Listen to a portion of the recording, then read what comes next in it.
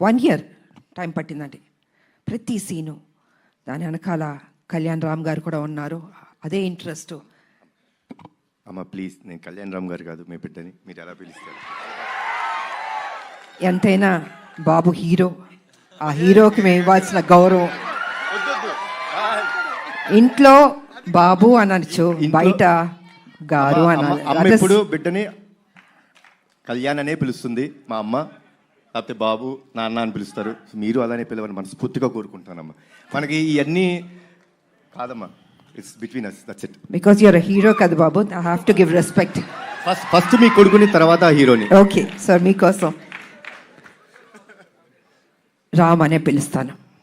అందమైన పేరు రామ్, నిజంగా బయట కూడా రాముడు లాంటి మంచి బాలుడు, ఆయన మంచి మనసు ఉంది తనకి.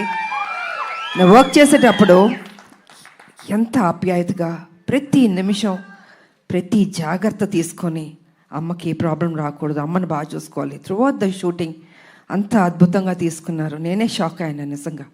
సో సినిమా కంప్లీట్ అయిపోయింది, ఇంకా ఎవరు బిజీలో ఎవరి పనిలో వాళ్ళు ఉంటారు. Really I'm going to miss you బాబు. అప్పుడప్పుడు కలుద్దాం బాబు, వి విల్.